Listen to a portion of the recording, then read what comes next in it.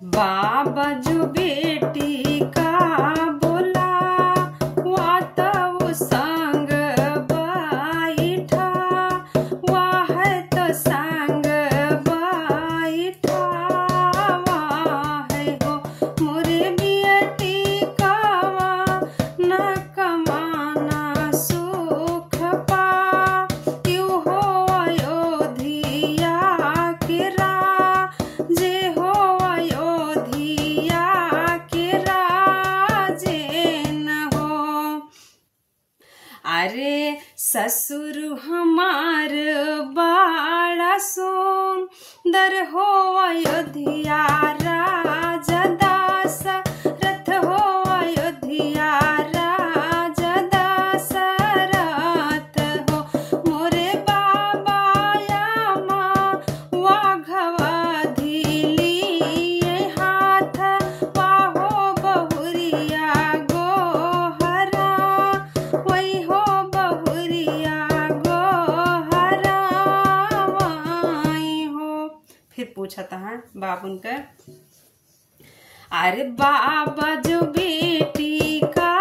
बोला वाह तो संग बैठा, वाह तो संग बैठा, वाह हो मोरे बेटी का न कमाना सुख पा, यू हो अयोध्या के राज हो अयोध्या के राज माँ हो। अरे जेठवा हमार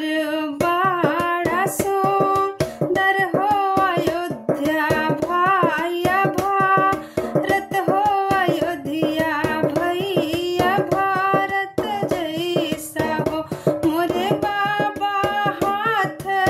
लिए केरवा के घरी, या हो परछाइया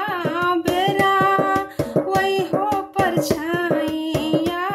बेरा वही हो। बाबा जो बेटी का बोला वाह तो संग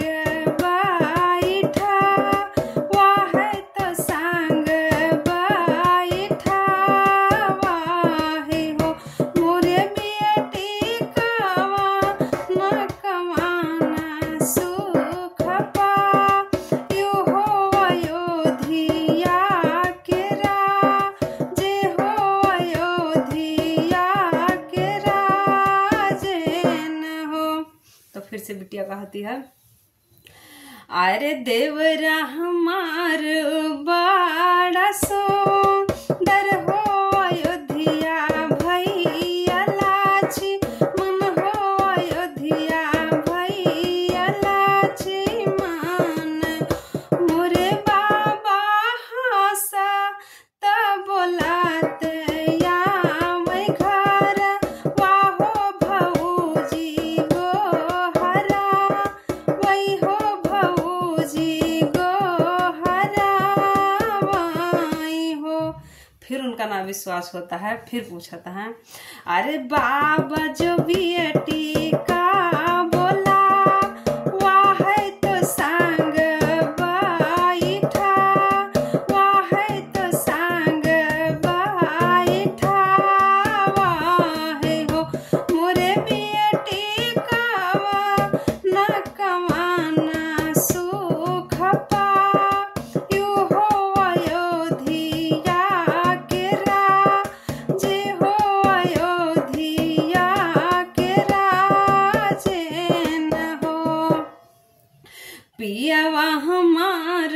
बड़ा सुंदर हो अयोध्या राजा राम चंद्र हो अयोध्या राजा राम चंद्र हो, मोरे बाबा सुआ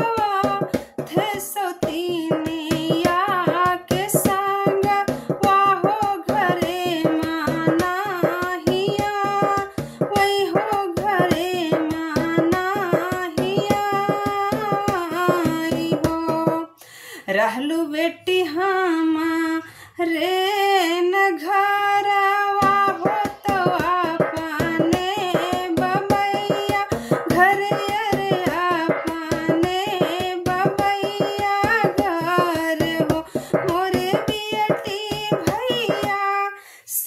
भतीजवा खेला युहो ससुरे नाही जा, युहो ससुरे नाही जाई। रहबे बेटिया